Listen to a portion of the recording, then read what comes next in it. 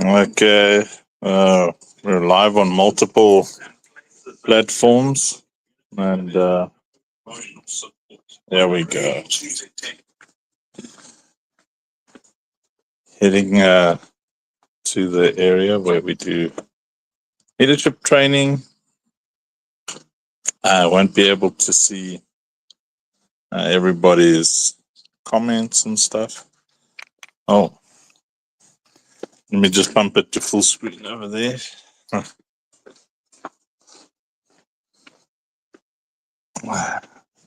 For the Arena Social people.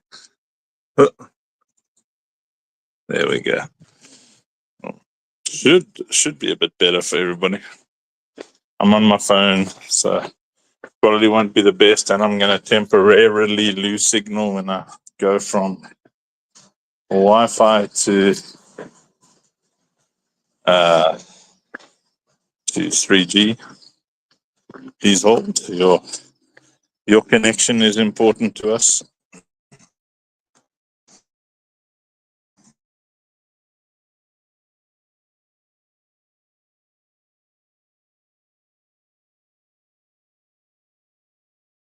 Work.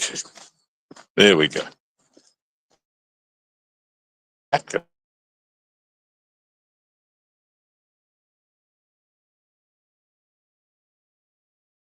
again. So I'll show you. Got 3 minutes before I need to be in there.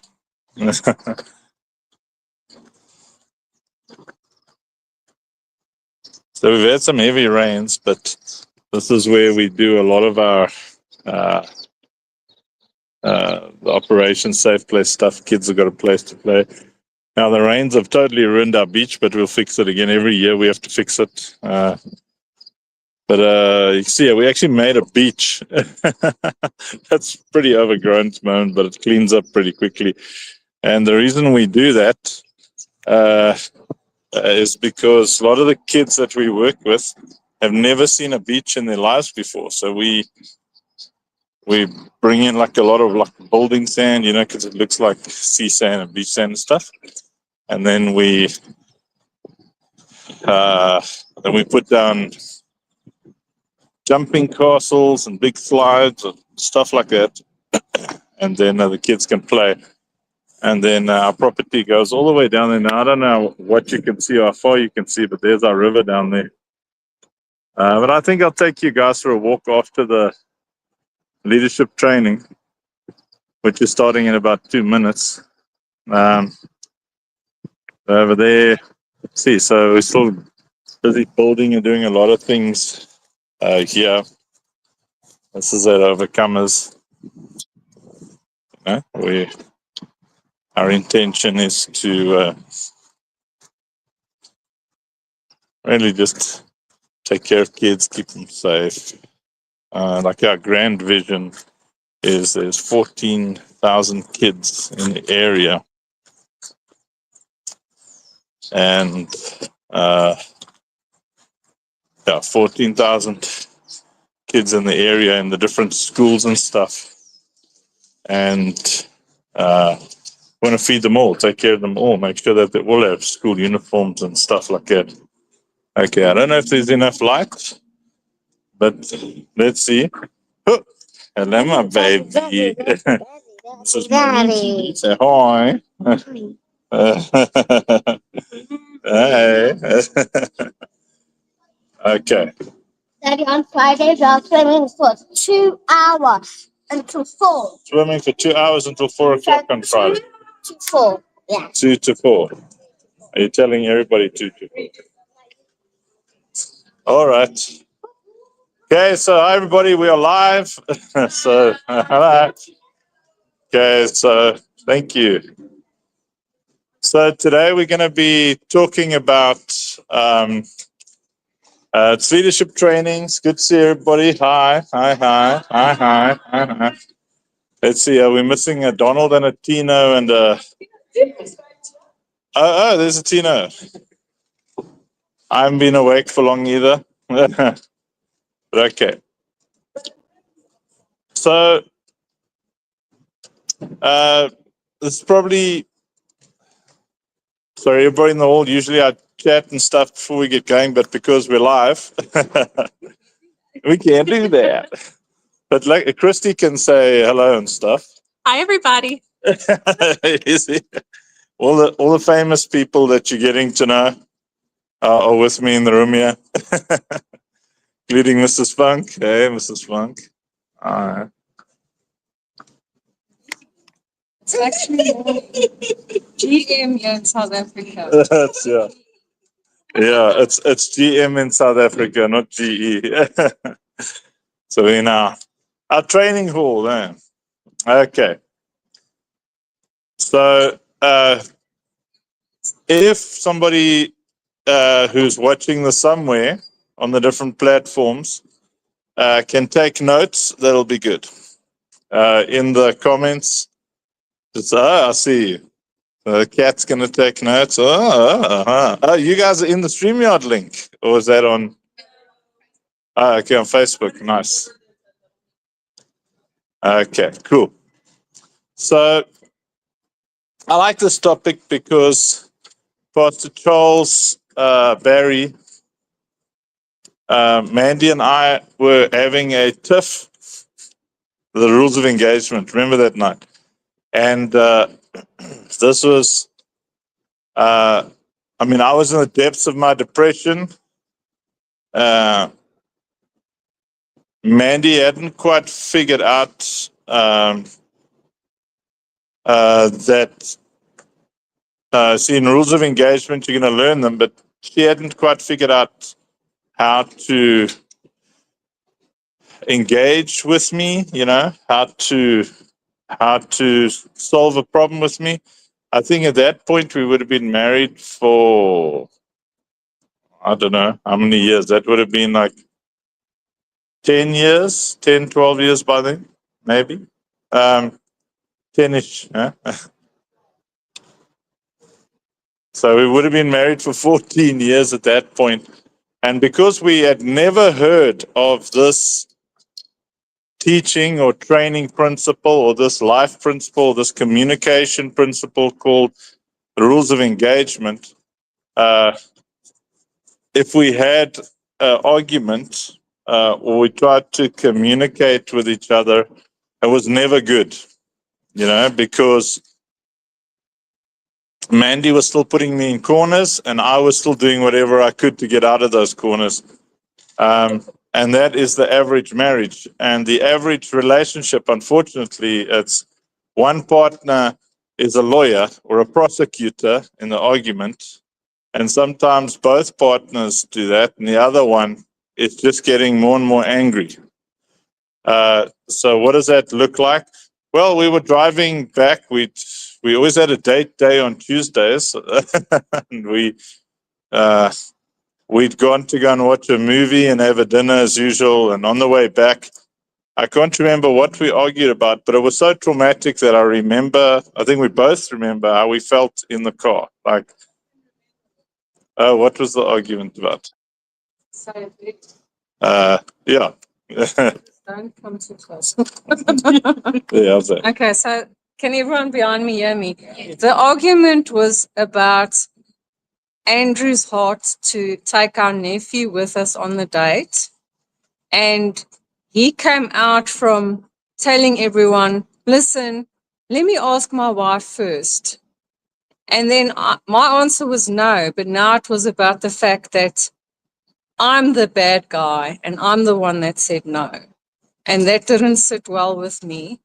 I appreciated the sentiment of us being in agreement, but the no going back meant my wife doesn't want it to happen, and I didn't like that. That's where we got stuck.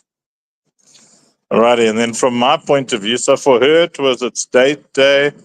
Our agreement was that date day was her day, and if I wanted to do anything different or change it, I would ask her for permission, and that wasn't her saying I have to ask her for permission. It's me saying it's her day.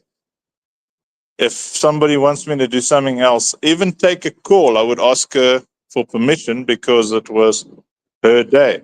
So in my mind, it was okay. If someone came to me and said, hey, I want to go, or, I'd like to do this, or I'd like to do that, then I say, okay, let me just chat to Mandy because it's her day.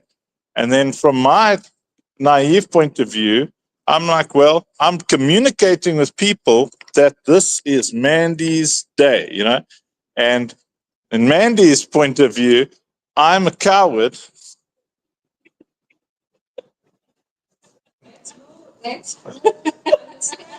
Yeah, my understanding, yeah.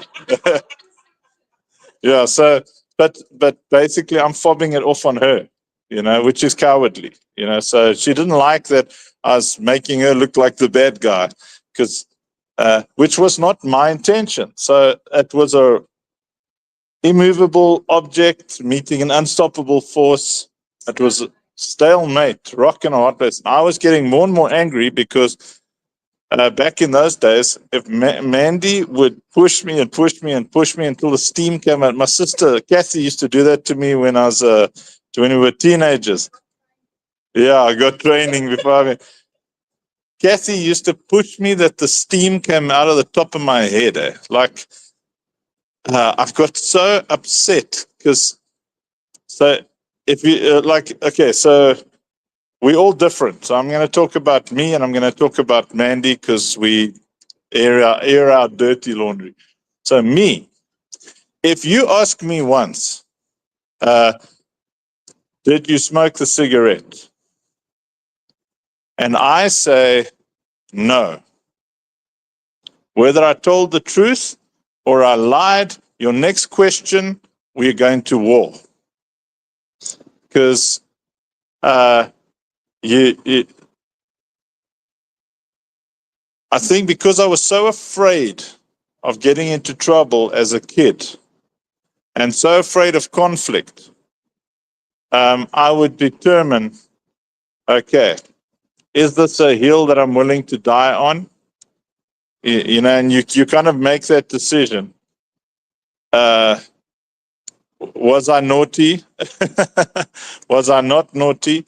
But if you don't believe me, if you don't accept what I'm saying, that relationship is over anyway to me, because whether I told you the truth or I lied, you have decided whether or not I'm guilty. And I've always thought like that from when I was a kid. I hated conflict and I valued that people would trust my word, whether I was lying or not. Because I trust someone's word, whether they're lying or not, and I let people have a chance to, over time, because I've, I think because my emotional intelligence has always been quite high, even at school with my friends, like, nah, you're lying. But I wouldn't out the guy. I'd just wait and give him a chance and accept that he's got a reason. Because, my mom once said to me, it wasn't like about lying and stuff, but she said to me, well, did they break the law? Because I was always offended at everything. and my mom would say, well, did they break the law? Then if they didn't break the law, then just decide whether or not you want to continue in a relationship with that person. She didn't. I mean, she was talking to a kid, so I didn't use terms like this. I'm paraphrasing, but my mom would say something like that. Now we would all hear something else. Like Mandy just goes straight to the truth, wants to hear the truth, and if she back in those days didn't hear the truth that she thought was true, here we go. So now I'm saying in context of whether it's true or not. Now in the later years, by the time Mandy and I were married, I didn't need to lie about anything. I didn't need to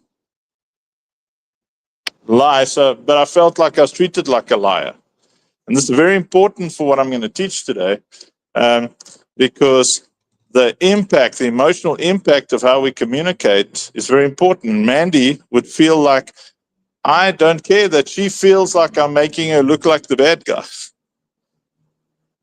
Because emotions are not always true, but they are always real. So emotions are not always true, but they're always real. So when we deal with each other, you've got to get into the science of it. And Mandy and I, we were probably we would have definitely been in our 30s, like 36, if we were married for 12 years, 36. So we're already 36 years old. That's twice as old as Christy, and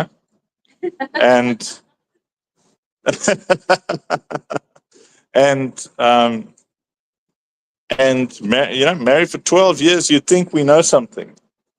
We were doing marriage seminars and stuff, but that one thing there, that thing right there, we did not know how to resolve conflict, because my way of getting offended was more important to me than resolving the conflict with my wife and trying to figure out what she was saying. And her way of trying to get resolution was so brutal that often that pursuit of resolution produced more fights than anything else, because she was frustrated, because I just wasn't getting it, I just wasn't getting the fact that I'm humiliating her.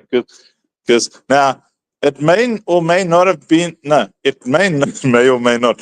It definitely was not my intent. It may not have been my intent. But what's important is that she perceived that it was my intent to make her look like the bad guy, which obviously I'm not then. Are you calling me a coward? And again, what's important with me, if you deal with me, is if I say it was not my intent to hurt you, and you say, yes, it was, our relationship is over in my mind at that moment. I'm done with you, because how can I work with you if you don't believe me? Like, is anything I ever say going to be matter to you, or is it always going to be what you perceive? And so in that car, at that moment, our marriage was over. Mandy actually wanted to jump out. I was like, I'm done. And then I actually said, I want an intervention. So an intervention in marriage is when you want another couple to sit across from you. And usually they're more mature than you are. And generally people who've been married twice as long as you have are going to laugh at you, because you're making youngly married mistakes. They're like, such children. And but in that car, if we didn't get that intervention, I mean, God knows what he's doing, our marriage would probably have been over. Because at that point, we were on a break from ministry. We'd just gone through traumatic financial things. We had to restart our lives. It's 2012, so yeah. 2010. Yeah, we were still living on the farm. Yeah. 2010. Okay. 2010. Yeah. 12 years. Just making sure, because we got married in 1998 on the 20th of June.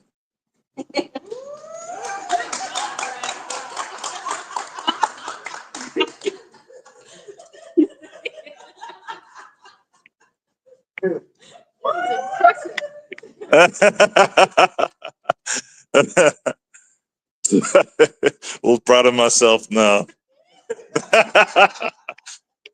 So at that point, you would think, after 12 years, my maths isn't good, but yeah, 12. After 12 years of marriage, you think you know something. But in that car, we just gotten to irreconcilable differences. We just arrived at that point. And you often arrive at that point in community, in business, that kind of thing, at that irreconcilable differences point where you cannot reconcile, you can't conciliate, you can't reconciliate, you cannot fix this chasm of communication. And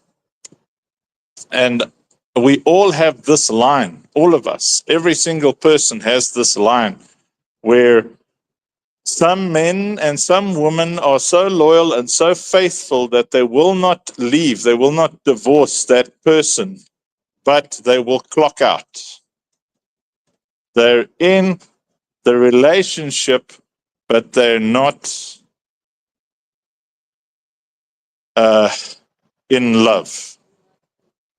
Yeah, they're not emotionally invested anymore. They have now clocked out and compartmentalized. And often people will, in organizations and communities, they are too faithful to leave or too dependent to leave. You might be working somewhere where you are too faithful to leave or too dependent to leave. You need that salary, you need that income, or you're married, you've got kids. You can't leave because you are too considerate of those kids, right? And often you trap yourself because irreconcilable differences. And that is really where the rules of engagement are so powerful, because they are rules that you establish before you go to battle. So there are international rules of engagement that if you don't adhere to these things, you could be in danger after that war, during the war, of being designated a war criminal. And then you might win the war, but you end up with the whole world waiting to arrest you. So rules of engagement, once set up, if someone violates those rules of engagement, they're basically saying, I am above these rules. And thus that relationship is in a lot of danger.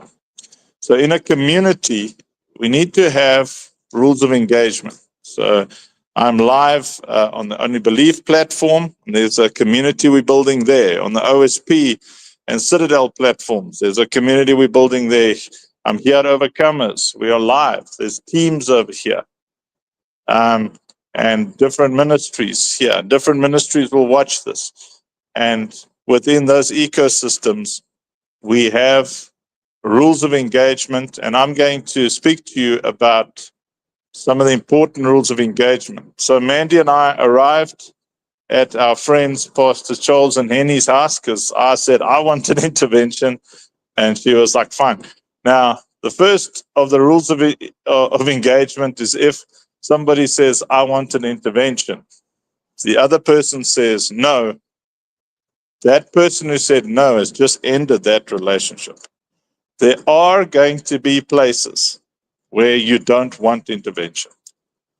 There are going to be times where there are irreconcilable differences. In other words, your differences are so vast, your principles are so vast, your ethics, your ideologies, the way you, not just the fact that you're a Christian or the difference between religions, but in how that you perceive God.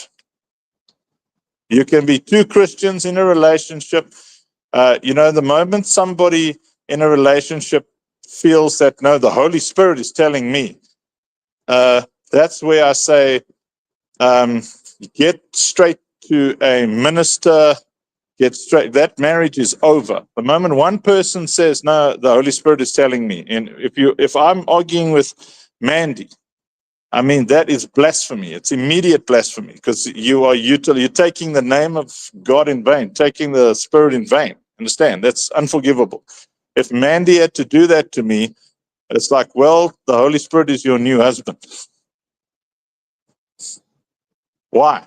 How the heck can you win an argument against someone who hears from God?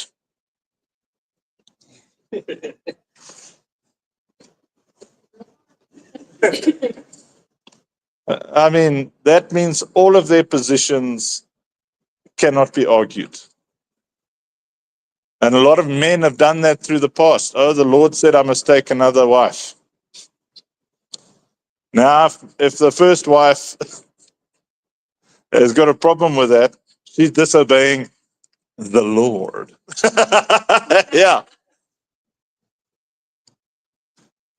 So when I get into a debate with someone, they have violated. That is a line I do not cross. If you tell me the Holy Spirit said to me, and I said, okay, great, you've heard from God. I'm not going to argue, and that's that.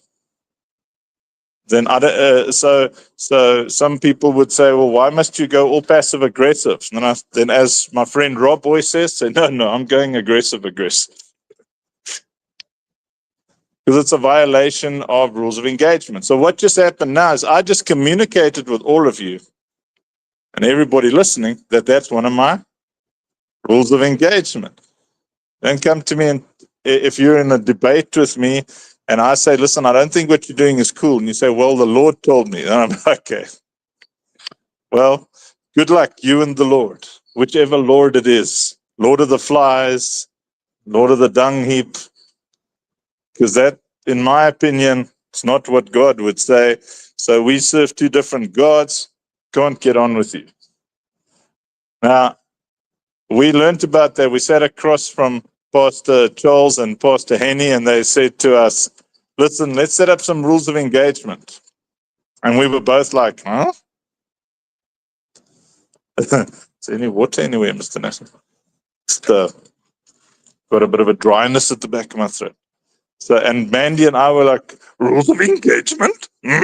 What's that?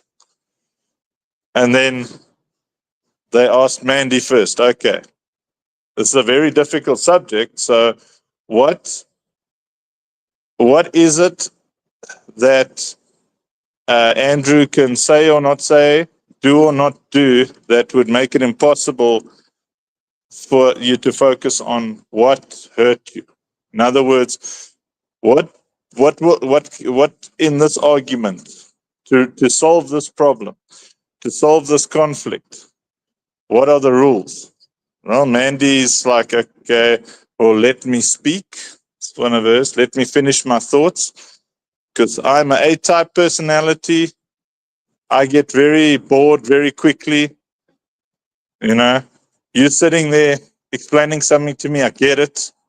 I don't want to hear you go on for 15 minutes about something that I get. Mandy wants the 15 minutes. She's detailed, you know.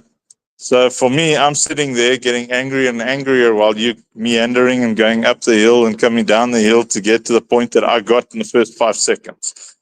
My emotional intelligence is high. My IQ might not be high, but I've got fantastic emotional intelligence. I can't do maths, but I can do people. And then I'm like, okay, you know. Thank you. Yeah, my people calculations are very rarely wrong because I've been a moron many times, and I remember all my moronousness, and then I see it in you, and I'm like, hey, you look like me.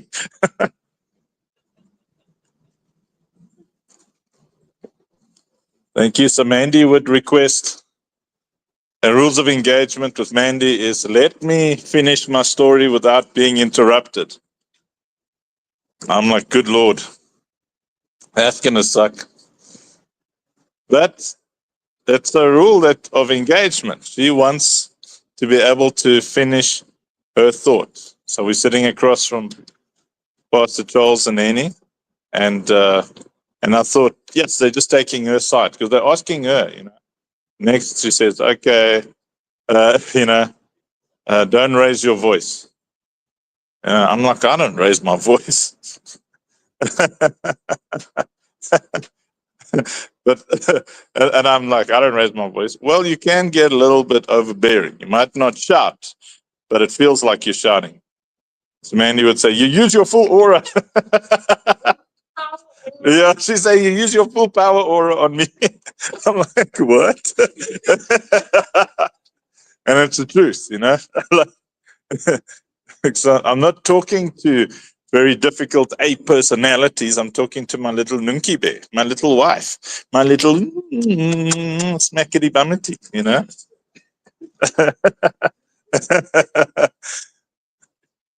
Can't approach conflict with my wife the same way I do with the very strong leaders that I've always worked with my whole life. I've got to. There's different rules of engagement with Amanda that there are with,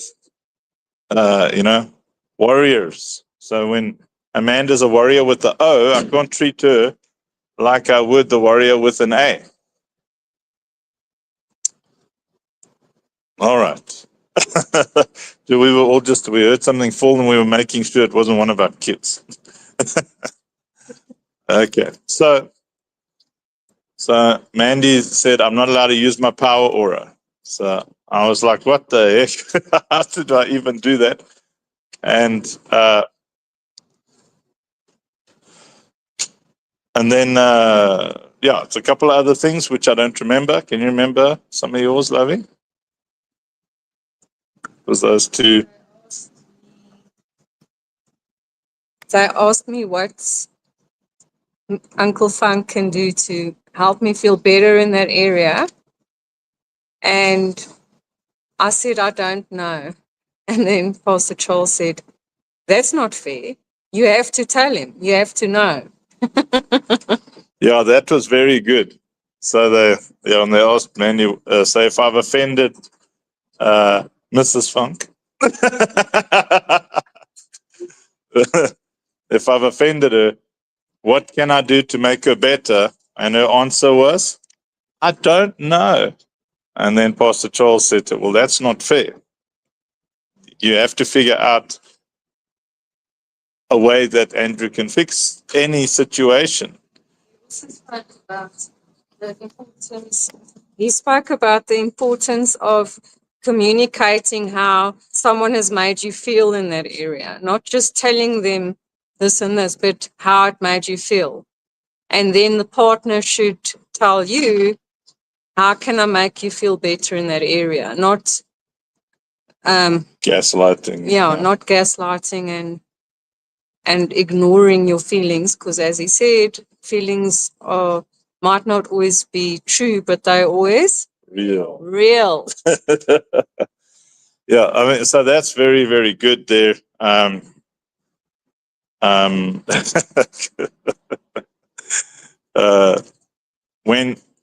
When someone tells you how it made them feel, you got to tackle that emotion first. You got to say, "Oh, okay, well, I definitely didn't want to make you feel like that. Not, you need to grow a thicker skin." Let me tell you, if you tell me to grow a thicker skin, I'm going to give you cause to grow a thicker skin, because I'm going to say, well, obviously, you have a thick skin, so let's fight, bro.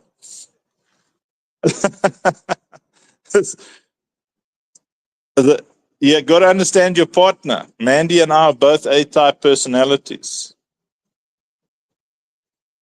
She's very direct, and I'm a steamroller. So we can't. She can't just be direct with me in that manner, and I can't just steamroll her. We got to figure out what we can do to solve this problem. And I tell you, it was so good for us, because when it was my turn, it's like, what are your rules of engagement? Well, my first rule of engagement is tone of voice. Because my nugget, you set the tune of your life with the tone of your voice. Now, is that something new, Kat, or was I already teaching that back in the Planet Faith days in 2001? I don't know. I love it. That's kind of new, eh? Set the tune of your life with the tone of your voice. Or maybe it's from back then. Yeah, I can't remember. But I heard that somewhere, and it resonated with me. Huh? You set the tune of your life with the tone of your voice. So for me, a major a rule of engagement is your tone. Don't take tone with me, because whatever we are fighting about now, that tone for me is a fight in and of itself.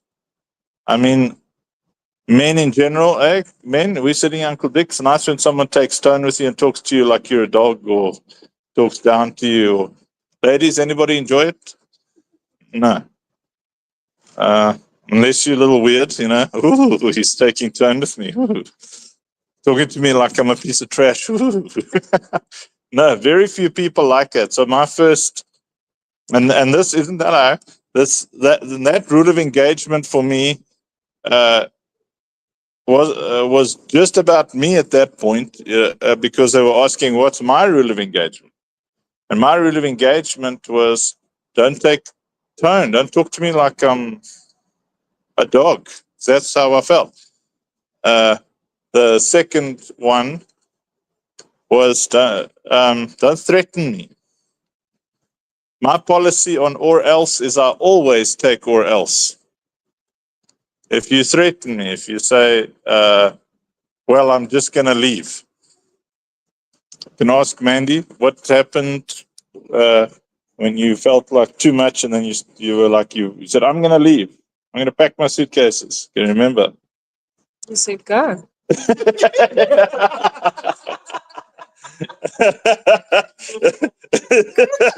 You're not even going to fight for me to stay. It's so easy. Just go. Yeah, so she didn't like that much. Yeah, because I always take or else. If you threaten me, I always say, okay. Yeah, and then Mandy would feel, you don't want to fight for me.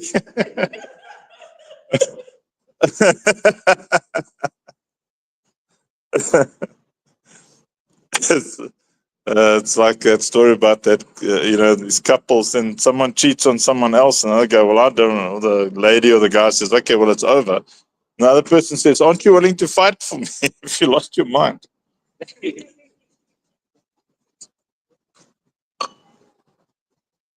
There are some ladies who will fight for their husband, and no, I respect that, Husbands that will fight to keep their wives. As a man, I don't respect that. But I'm not a lady. I was a man trapped in a woman's body for 9 months. But it doesn't give me a position on, whether or not you're going to fight to keep a cheating husband. But as a man, my wife cheats on me. Well, bro, you just got yourself a cheating wife. Keep her. You better be able to take care of her. I just don't do disloyalty. No, I don't care about disloyalty. What don't I do? Betrayal. Yeah. I don't really need Mandy to be like loyal. Just don't betray me. I don't need people to be loyal. I think loyalty, when it's forced, unless you're in the army, you need loyalty. But I struggle with loyalty because it robs that genuineness of a relationship. You don't want people to be where they don't want to be. You know what I'm saying? Like, and I certainly don't want to be married to someone who doesn't want to be married to me. That'll suck. And a lot of people will stick it out for the sake of the kids. So we haven't been in that position. Praise the Lord. So I don't quite know what I would do because we've always got kids. So but I'm going to now take this in a leadership sense when it comes to rules of engagement and just help you understand. Did that set it up nicely? Does everybody understand the importance of rules of engagement? Like after that, Mandy and I always ask each other, how can I make you feel better? When we've hurt, whether intentional or unintentional, we always say, how can I make you feel better? And obviously, I have ways that Mandy can make me feel better.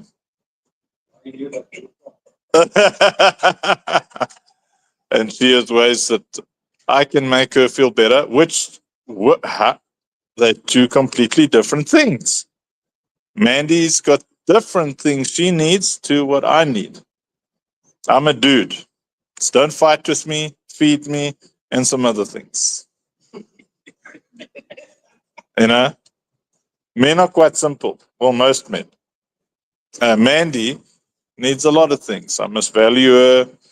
I mustn't Must make, and this is quite important. She wants to feel heard. So I used to say, well, you can't make anybody feel anything.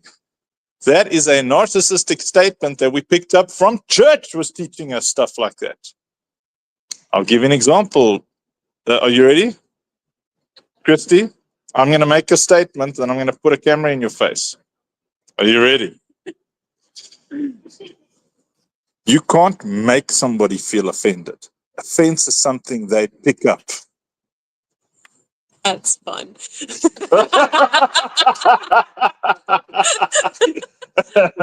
a fun statement. Yes, no? No. You can totally offend someone. I mean, from a biblical point of view, you can offend the Holy Spirit. Anybody are stronger than the Holy Spirit? You can grieve the Holy Spirit. So if you can grieve God, I promise you can grieve a human being. Yes, you can offend someone. You can offend and hurt and break and destroy another human being. When that statement is offense is something you pick up. You've got to pick it up. I even used to teach it for a while. I don't know how the hell I believe that trash. That was taught by a narcissist, a bully. Bullies teach that stuff. We're not bullies. But why do we teach it? Because we don't want to be weak. We think I'm immature if you try and grow a thicker skin. But some of us just don't have thick skins. That's an organic thing. Sometimes you've been through so much that you don't even have skin anymore. That's just nerves. That's what stress does. I mean, our ministry, here on the ground, we got strong people, and OSP, we got strong people. We are constantly under horrendous pressure, emotional, spiritual, financial. The pressure is insane. The fact that we don't all walk around crying is a miracle.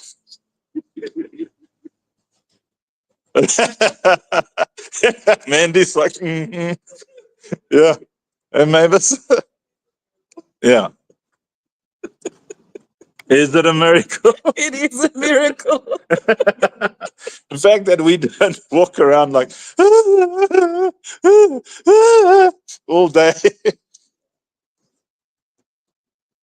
And then someone come up to you and say, Donald, don't be so easily offended. Bro, don't do such offensive things. Why is it so easy for you to say and do offensive things?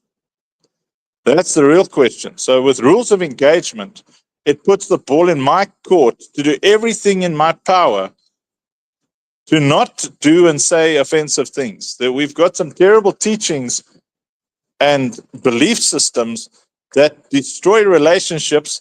And now for me, as an A-type personality, I don't really see relationships the way most people do. Now, I'm not saying me as Andrew, I'm saying most A-type personalities, the D profile, we see things affecting productivity.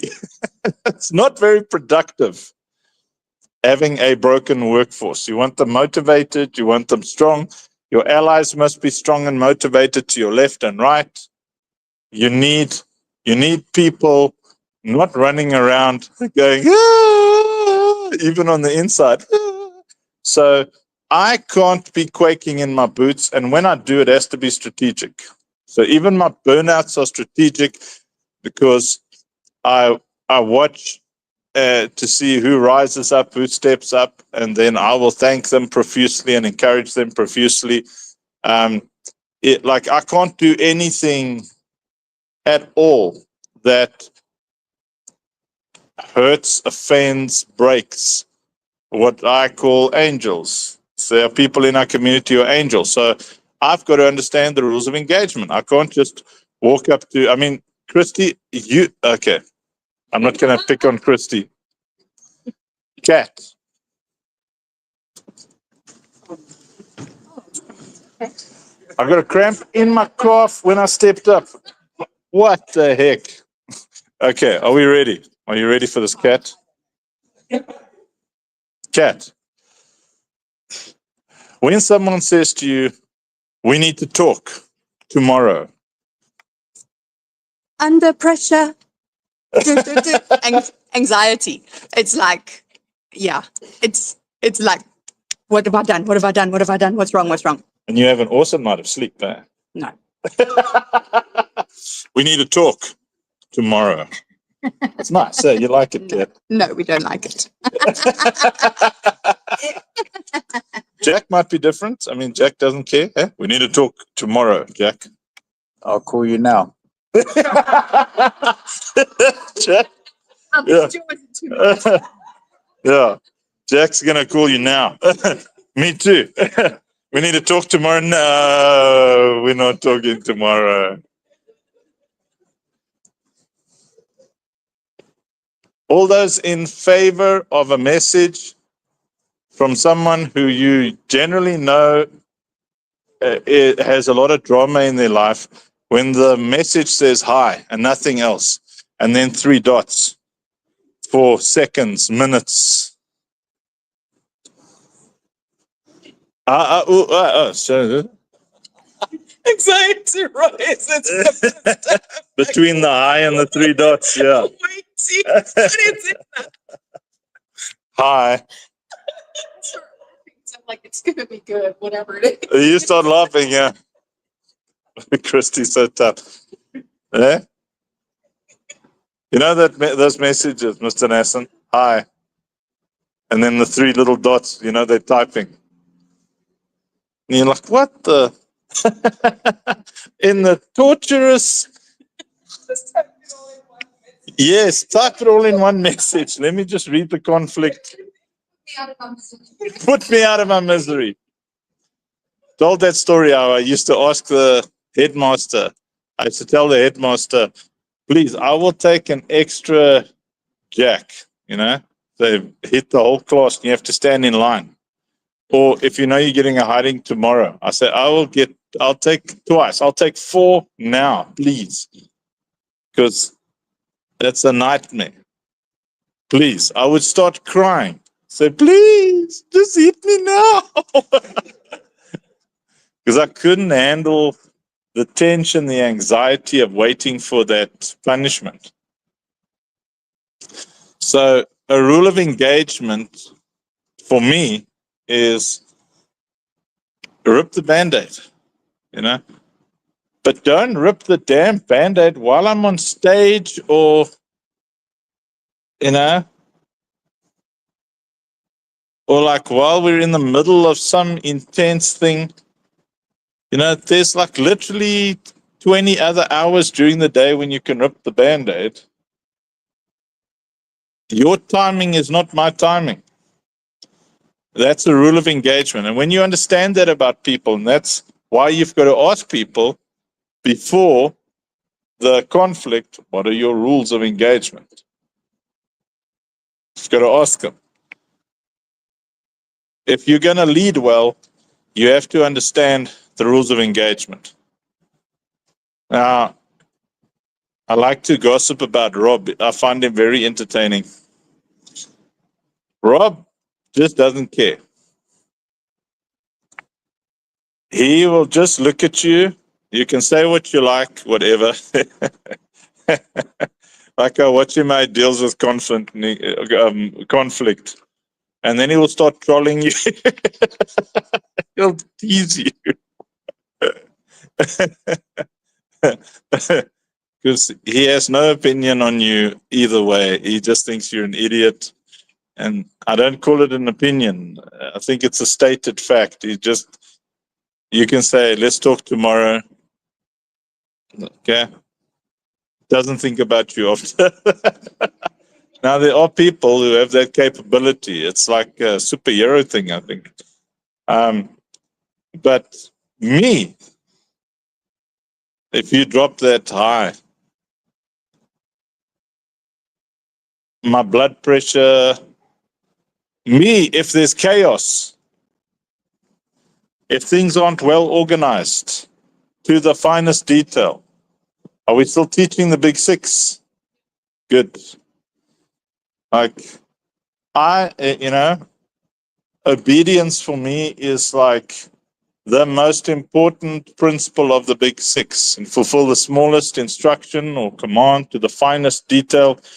Now, for me, obedience isn't just obedience to your line of authority. Obedience is something that you apply in response to your own dream.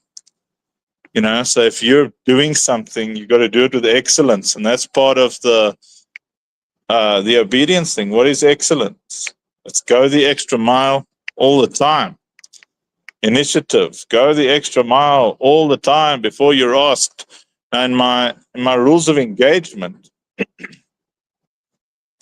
I want the communication to be proper. I want the timing to be right. I want there to be excellence in all things, because I want to see that this is important to you. In my rules of engagement, if you threaten me or accuse me, it's over. And people are like, wow, that is extreme. I'm an extreme person. And if you want to be in relationship with me, in order for you to be safe, you have to understand my rules of engagement. That's not the same with everyone. I don't know, how many times can someone threaten you with an or else, Jack? Are you fine with a bunch of or elses? Maybe 3? Yeah? You better be there on time. You better send those financial documents or else. This is your final warning. Eh? Don't care? Yeah. Yeah. It's like, yeah, all right, whatever. Eh? Kat, your response to you better or else? You fine? See, so Jack can handle it.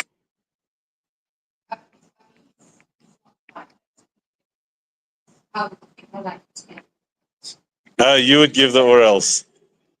If somebody gave me or else, I would take it. If somebody was like, oh, I'll leave, I'll be like this.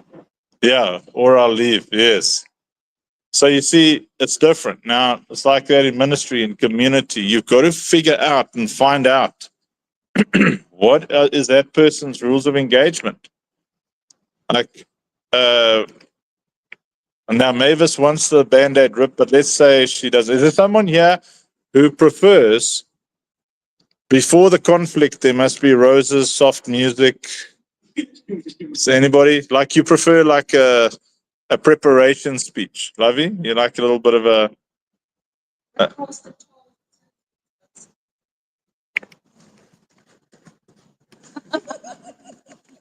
What Pastor Charles also taught us is that when we are going to request a meeting with someone to discuss something, whether it's your partner or a business partner or someone in your community, that you need to tell them what you would like to discuss, number one. Number two, when would be convenient for you to discuss this? When can we set up an appointment so that the other person is in charge, knows what it's about, and has the opportunity when they'll be ready to receive that information. That's very good, huh? So it's what you're going to discuss. And when would it be convenient for you? So it's important to know other people's rules of engagement. There are people who I learned that there are some people that don't want to get straight to the point. They first say, well, let's just chat, hang out. And then in me, it's like stewing. There's a pot bubbling. I just want to sort this thing out. And they're like, okay, well, I don't want to sort it out immediately. Give me time. I'm like, well, you can have all the time you want because we're never talking again.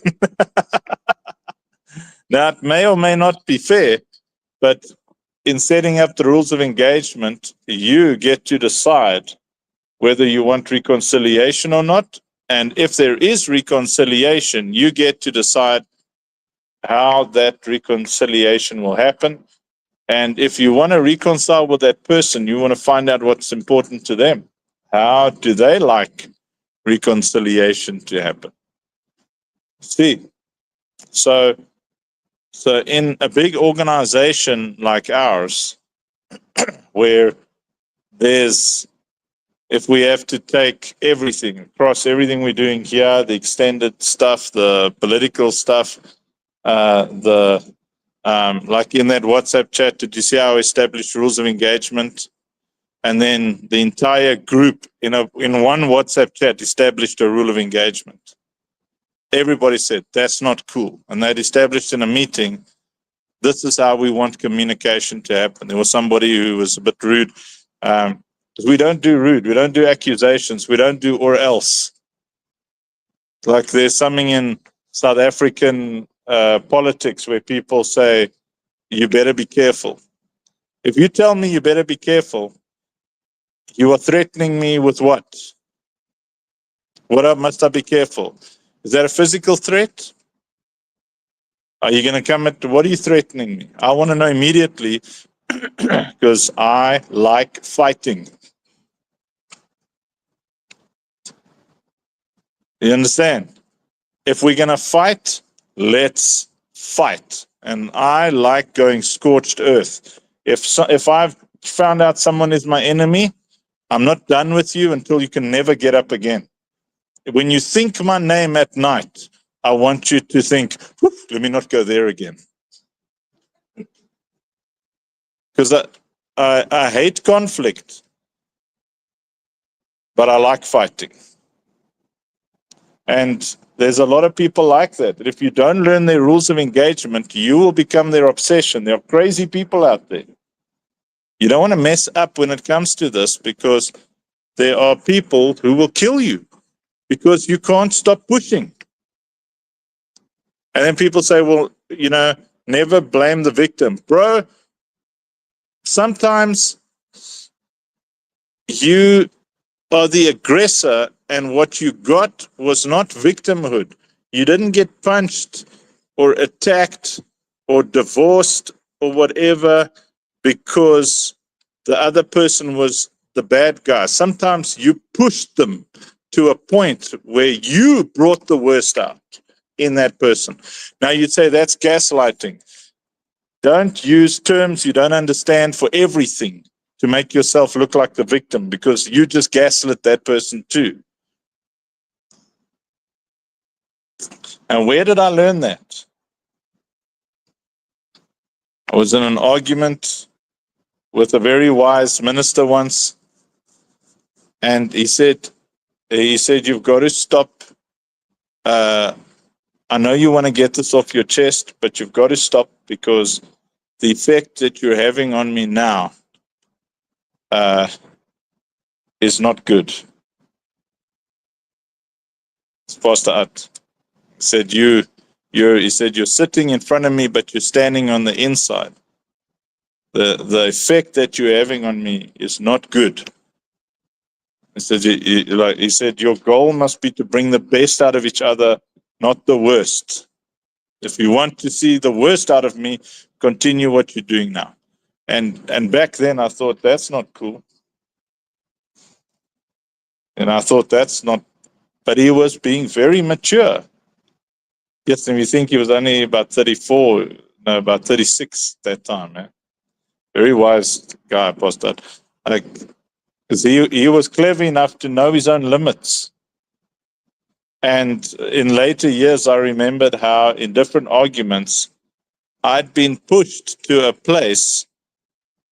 Who's ever felt like that? It's like that person is pushing you, pushing you, pushing you. You just want to get out of the situation. And now the problem that we wanted to solve is no longer the problem. The problem is the situation right now, this fight right now. It's not so let's say I stole Mr. Nassen's sucker, Mandy's chocolate. Yeah, but let's say Mr. Nassen, pick up Mr. Nassen. Let's say I stole his chocolate. So he sits down and we discuss the stolen chocolate, right? And he says, Rev, I respect you, but I don't think it's cool that you just come into my room, into my fridge, take my chocolate. If you can ask, I would have brought it for you, but you don't tell anybody. You just come and steal my chocolate. I'm blaming everybody else, and then I go, oh, now you got a problem with me having a chocolate. So that's called gaslighting, by the way. Now I'm making it about me, not about him. I say, oh, so you're not willing to give me a chocolate. Now, what's happening is Mr. Nassen's sitting across from me, thinking, this isn't going the way I wanted it to. I'm being nice. The problem is, that I was accusing my family until I found out that Rev took the chocolate. If he just told me he took the chocolate or he wanted the chocolate, I'd be fine with it. But now I fought with my wife, fought with both my sons. I fought with my brother who was visiting, fought with my daughters, my grandkids. I've been accusing everybody for this missing chocolate. And this guy is sitting here telling me that he doesn't just want to say, okay, I'll tell you next time. What he's doing is he's fighting with me now. And then Mr. Nassen starts to get a little frustrated and he says, no, Rev, I'm not saying that you can't have the chocolate. I'm just asking that you tell me so that I don't accuse my family of theft. And then I'm like, well, that's a problem that you accuse your family. Now he's like starting to get a little bit agitated because how is this now I just wanted to talk about the chocolate. Like how has this now become about my family and about selfishness and why is Rev calling me selfish? He took the chocolate. I don't care that he took the chocolate. I just wanted him to tell me so that I don't accuse my family. And I start pushing him. And then after a while, if I continue along that vein, you might meet Chief Sekuru.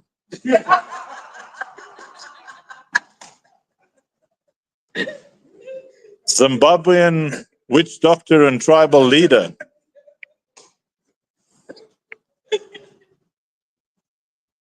I mean, if you can drive Jesus to throw tables, you can push sweet, gentle, wonderful Mr. Nassen back to his pre-Jesus life,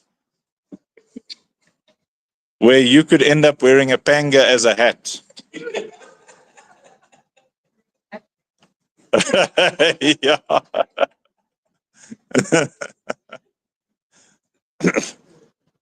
Why would you want to push someone into their worst self? Hey, Christy. Hey, yes, you see, yeah, yes, yeah. The moment someone's fist starts balling, it's either an act of utter self-control or make sure that you've got medical aid.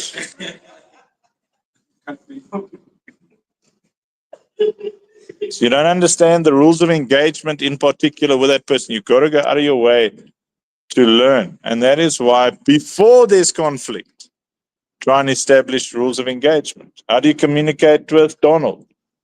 Like I know how to communicate with Donald. Hi, Donald. And Donald now knows how to communicate with me, yeah.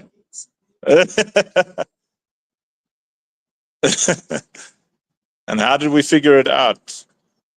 Relationship. Sometimes people themselves don't know. Like Mandy said, I don't know. It's like, how do you make this right? I don't know. And that was, we'd been married for 12 years already at that point. Now we've been married for 27 years now. And now we kind of know, sometimes you need space. Sometimes I must just sit there. Just listen. Mandy knows about me that I cannot, it's not that I don't want to, but I cannot respond to certain expectations in a conversation. Like if Mandy says, Mavis hurt me, Mavis ate a chocolate in front of me, and she didn't offer me any chocolate because she disrespects me. Now in my mind, it would be, that is the dumbest thing I've ever heard. How can you read her mind? Because I get very angry when people think they can read other people's minds. It's like irritates me off. Yes, I said, Lovey, I don't do speculation and assumption and judgment based on, like suspicion. And then, but Mandy needs to get that emotion off her chest. She needs to say, Mavis thinks she's better than me. She's, she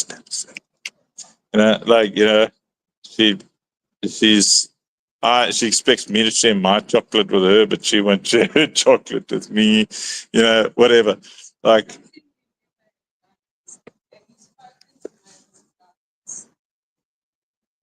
Okay, so speaking about that, he's a very good listener now, but he never encourages me to go to the person to deal with the person about it. Sometimes it's just a vent, and we all want to vent with someone, right? However, a vent isn't just a vent, it's gossip. So we should be encouraging each other to speak to the person, especially if it's someone that's below us in authority, and say, I'm giving you 3 days. Pastor Charles taught us the 3-day system. And if you don't speak to them, I'm going with you to speak to that person. now imagine a husband saying that to a wife. We are dead. Okay. As far as husbands to wives, I advise this one. My love, I suggest, no, I don't suggest, because we don't actually want the answer right. We just want to be heard. So, my wife, have you thought about speaking to Mavis about how you feel about this subject? Yes? See, so she just added a rule of engagement. She's put in a request. So now I file it. What was my previous assumption? A safe one. Yeah, just listen. Don't give any advice. Yeah. So, ladies, I can give you some tips, and men, I can give you some tips. Now, this is across the board in dealing with all sorts of things. 2 minutes. Oh, 2 minutes past. Oh, goodness. Okay. Who's got appointments? Anyone got to run? Can we go a bit longer? No. Okay. I'll end then with this. Okay. And maybe we'll do more rules of engagement next week. So nice subject. Yeah. So here's 2 major tips. Number 1 is, ladies, no matter which man you're communicating with, always assume that they're tired. The natural state of men, because we're wired, programmed, God has put us together for battle, is our natural state outside of war is rest. So when we're not fighting, we're tired. So battle weary. Yeah. Now, it's not that ladies don't fight battles as well. It's that men, if they don't perceive a massive threat, they go into a kind of we enter kind of a nothing state. We just focus on the work that's in front of us. When you come to us with an issue, there's not one point where we are going to be woohoo. You understand? Yay! That's because we're in a state of rest. So when you see a man go, what's happening is he is mentally changing gears. He's going through his process to go into solutions, battle, whatever mode it is. If you're married or if you're in a ministry or organizational thing with a narcissist, there's very little you can do to resolve conflict. You go in there realizing, okay, you're going to be gaslit, or you're going to be manipulated. Those things are going to happen.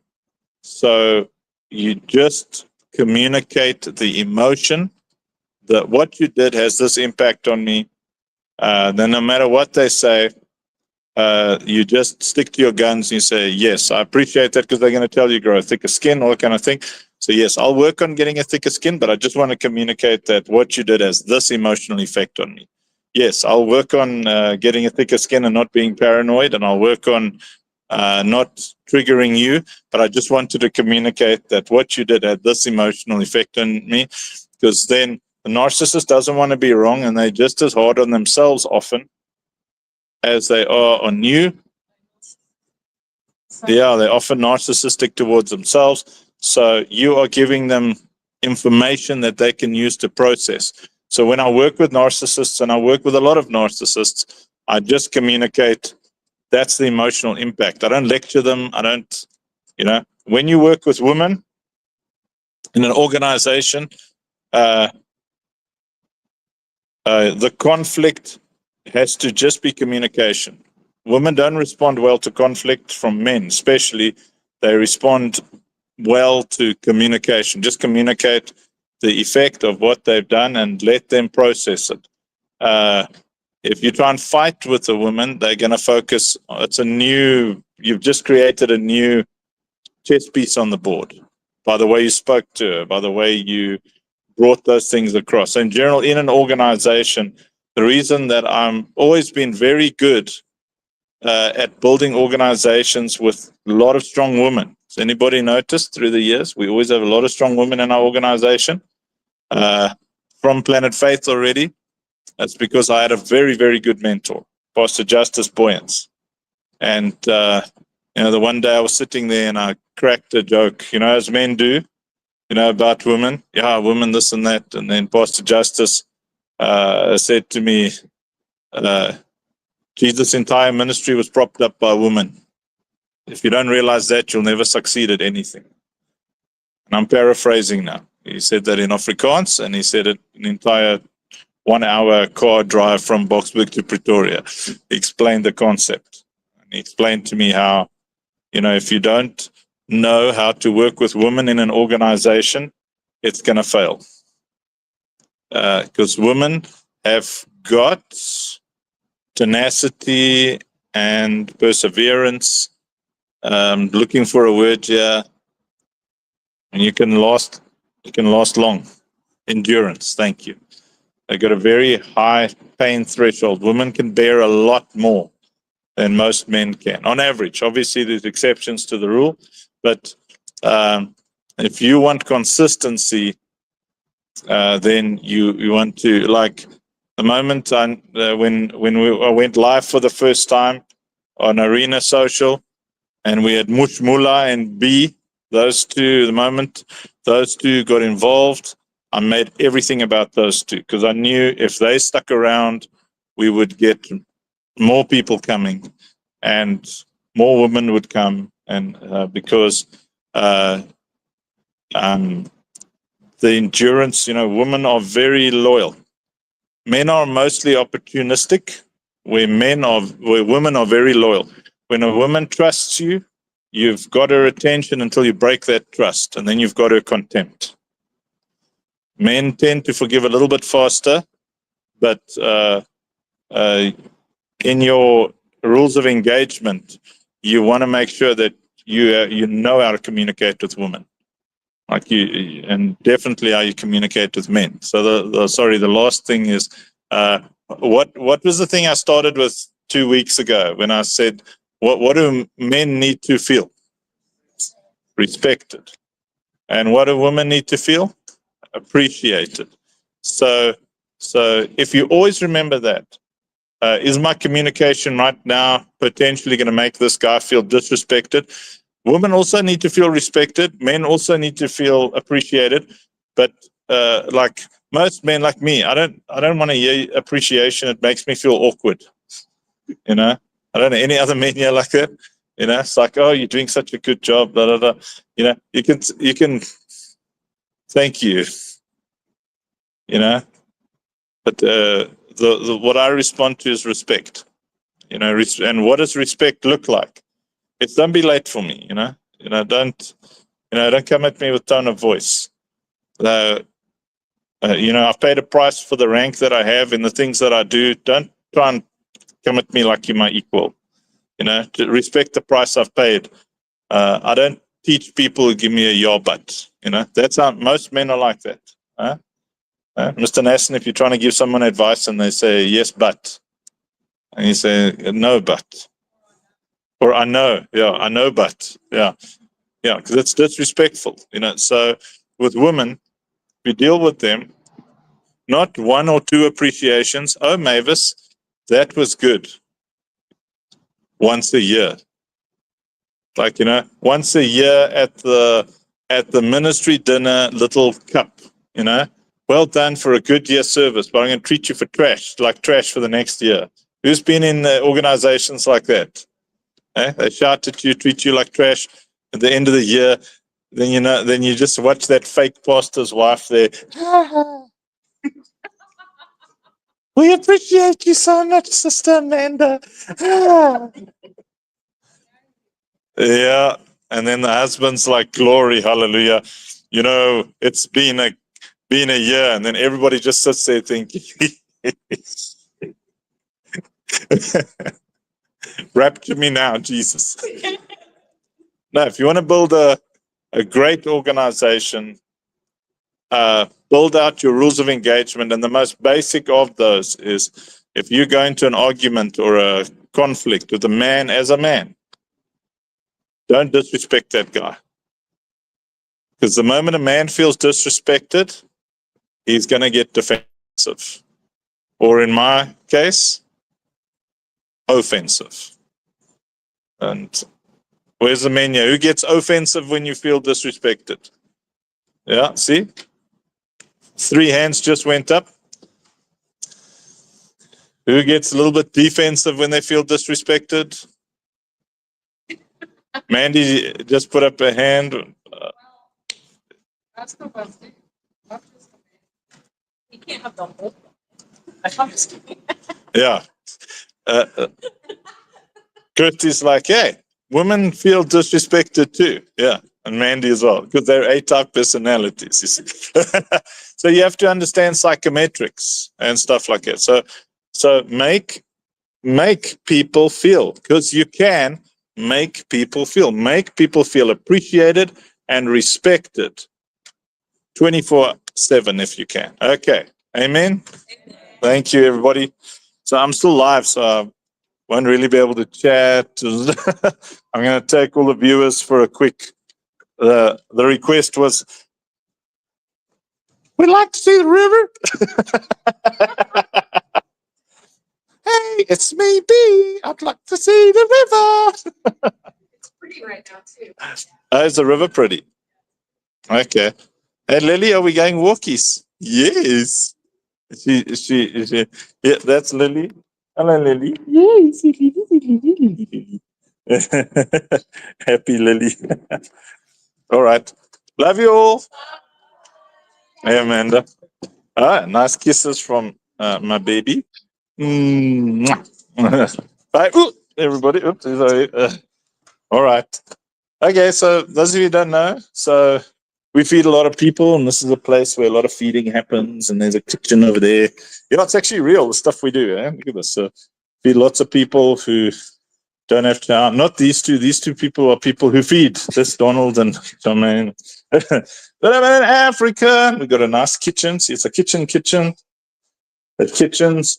We need a bigger, newer one. But what you're looking at here is ridiculously expensive. The stuff is expensive, man, And, thank God over these years, I'm able to get stuff. Not going to show you the pantry. There's not much light in there at the moment. They were in the building where we do all training and whatever, those kind of things. Sorry, I can't see comments and stuff because I'm on my phone via StreamYard. Lily, are we going walkies? Let's go.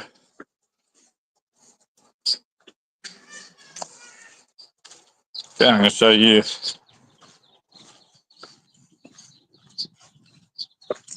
You've heard me talk about a prayer path. So we've got volunteers living all over the place, different places and ways and means. And there's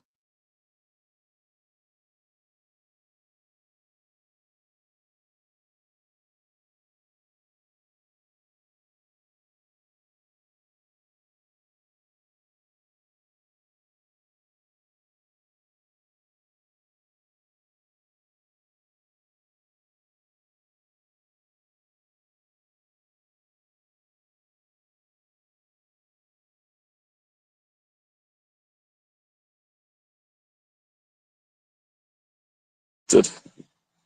How long has the mic been muted? Anyway, okay. So there we go. This is path that I walked, very beautiful. This was just bush for a long time, man. Let me just see, can I switch the camera around? See? Facing front. Facing back.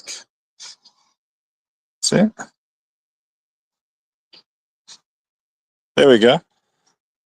So it's very beautiful. Well, it's summer now, so things are growing and it's green. In winter, it's not bad in winter, just less leaves.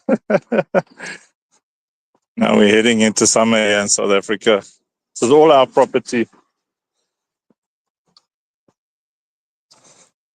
Convince Christy and Jack and Kat to take everybody on a walk.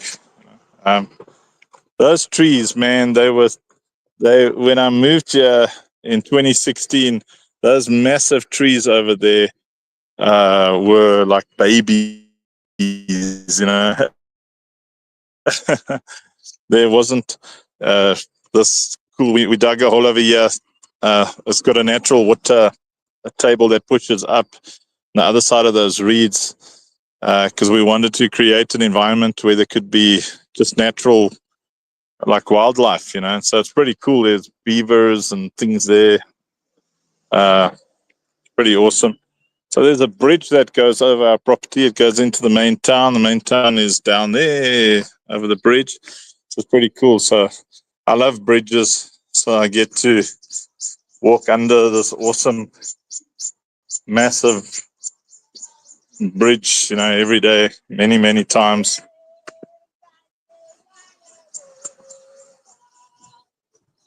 Let's see.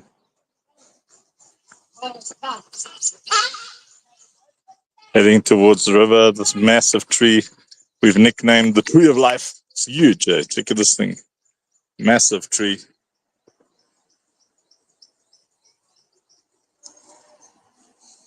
Yeah, we've started building, lifting the bottom of the property up because the water rises up here this high. So we've started building it, reinforcing it with tires and stuff. Still lots of work. Because we really want, kids to be able to come down here and play and have fun and even camp out at the bottom here. But you got to make it safe, especially in rainy seasons. And also you got to make it physically safe because this is South Africa. And this is the river that is in front of our property. It's very beautiful.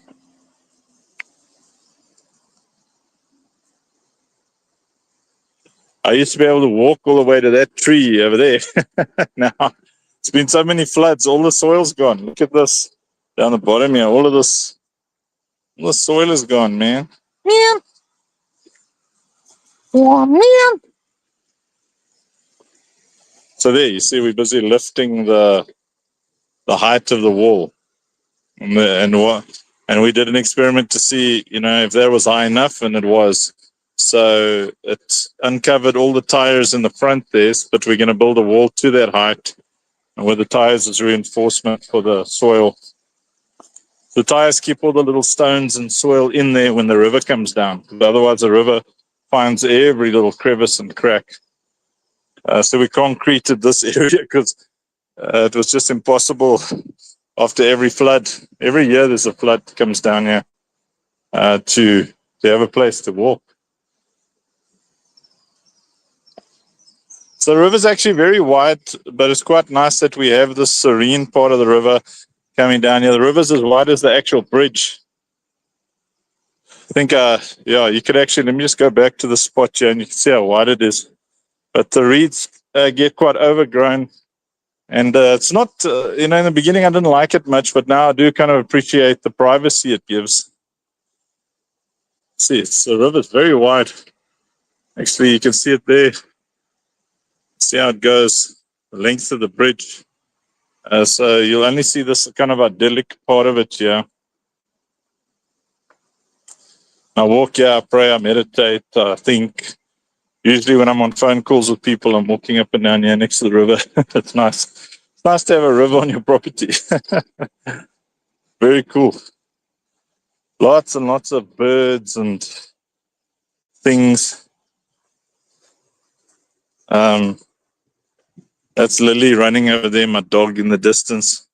She's an apex. She's a Amstaff. So we don't have problems with snakes and these massive lizards. You get massive lizards on the Vaal River, colossal things. They're the same size and they are pests. If you don't control them, then all your birds' nests and everything get, they'll take down a whole bunch of reeds to get all the birds' nests. Up there you can see, like, it's the main building top there. Don't know what you can see because it's too much sun. But check these trees. There weren't trees and stuff here, so we planted trees like crazy all around the path. At the top of the property, lots of fruit trees. So the more we can raise a bit of money, the more we plant fruit trees and stuff, because we teach kids to think long term. Fruit trees generally require 3 to 5 years if they're grafted, 7 to 10 years if you just plant a seed. This nice spot over here is where I come often. I do my disconnecting and my connecting here. So I disconnect from all the stuff that makes me crazy. Accusation and bitterness and stuff like that. Very beautiful. Then I connect to wisdom and knowledge and understanding. There's Lily. Hey, Lily. It's quite cool. If I had a stone now, you'd actually see her go underwater after that stone. And here we have the lesser spotted lily fish. Lily, are you a fishy? She loves swimming. Yes, let's go.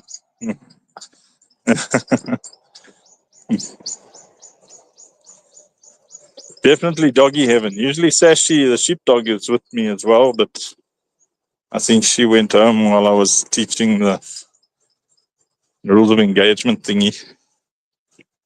Back on the path. Here we go. So that's quite cool. What we've done is every meter we've got this kind of I will declaration. It's a kilometer long, like really long.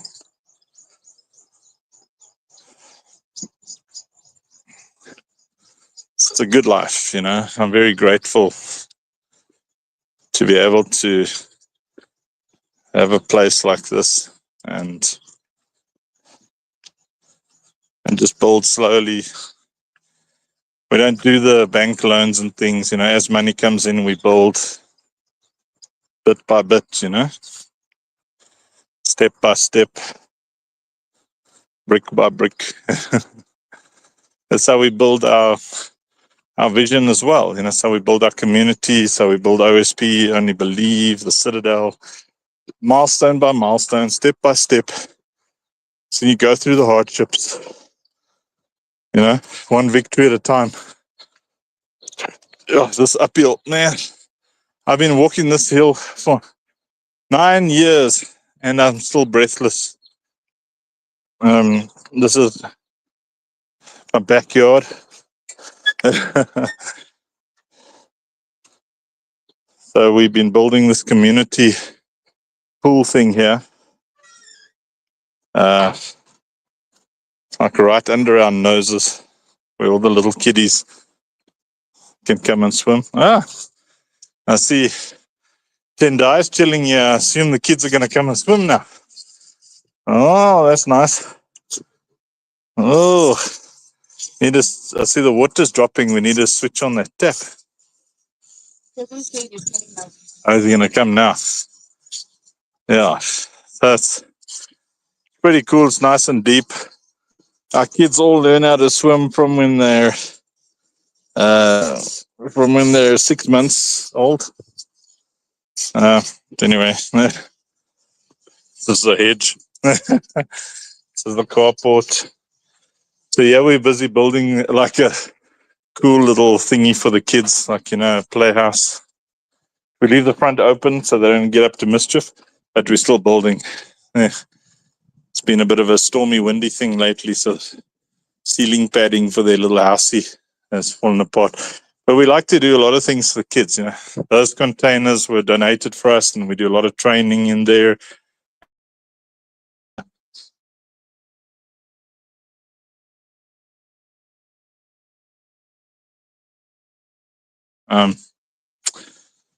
See, that's Mrs. Funk. Number plate literally says Mrs. Funk. It's going to get dark in here. So I like to be in an open space. So I made my man cave in the garage.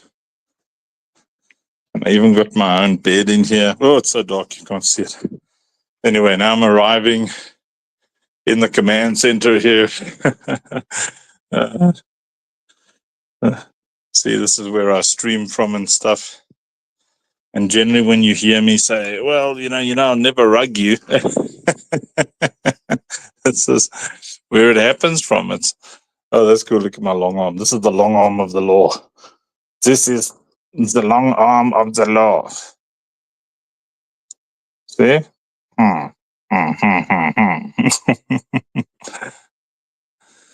So let's have a look here. So that's where I'm live. And I see Sheshi and Bithi and goodness gracious, like 400 people watching on Arena Social. A lot of people watching on all the other things. So, you know, I would never just end the stream. I mean, how rude would that be? And obviously, I end the stream when I say that. Love you, bye.